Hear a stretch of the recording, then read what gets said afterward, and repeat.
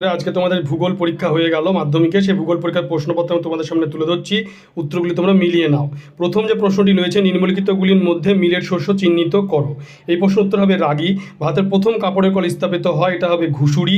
এরপরে 2 দাগের পরে 3 দাগে রয়েছে কলকাতা ও দিল্লিকে সংযোগকারী যে জাতীয় সড়কপথ, সেটা হবে NH2। ভারত উপগ্রহ চিত্র প্রকাশ করে হবে ইসরো। বর্ষাকালে ভরা কোটালের সময় সমুদ্রের জল প্রবল বেগে নদীর মোহনা দিয়ে ভেতরে প্রবেশ করে, তাকে কী বলে, এটা হবে বানডাকা। তারপরে হচ্ছে নিম্নলিখিতগুলির মধ্যে পরিবেশের সর্বাধিক ক্ষতিকারক দূষক, এটি হবে পলিথিন। আয়তন অনুসারে ভারতের ক্ষুদ্রতম কেন্দ্রশাসিত অঞ্চল, এটা হবে লাক্ষাদ্বীপ। লাক্ষাদ্বীপ হবে। তারপরে এটি লাক্ষাদ্বীপ সরি, এটি হবে লাক্ষাদ্বীপ। এরপরে রয়েছে যে দিহং দিবং লোহিত নদীর মিলিত প্রবাহ, এটা হবে ব্রহ্মপুত্র। হিমালয়টি সরলবর্গীয় উদ্ভিদ উদাহরণ, এটা হবে পাইন। এরপরে তোমরা দেখতে পাচ্ছ যে প্রাকৃতিক প্রক্রিয়ায় তোমার মাটি শিলাস্তর অভিকর্ষের টানে উচ্চভূমির ঢাল বরাবর নিচে নেমে আসে, তাকে বলা হচ্ছে পুঞ্জিত ক্ষয়। পাখির পায়ের মতো বদ্বীপ যে নদীর মধ্যে, থাকে মিসিসিপি, মিসৌরি। দক্ষিণ গোলার্ধের সমুদ্র স্রোত বাম দিকে বিক্ষিপ্ত হয় কারণ পৃথিবীর আবর্তন। অধক্ষেপণের একটি উদাহরণ, হবে স্লিট। আর ক্যারিবিয়ান সাগরে সৃষ্ট ঘূর্ণবাদকে বলা হয় হ্যারিকেন। তোমরা ভিডিওটি বেশি করে শেয়ার করবে, চ্যানেলটিকে অবশ্যই সাবস্ক্রাইব করবে।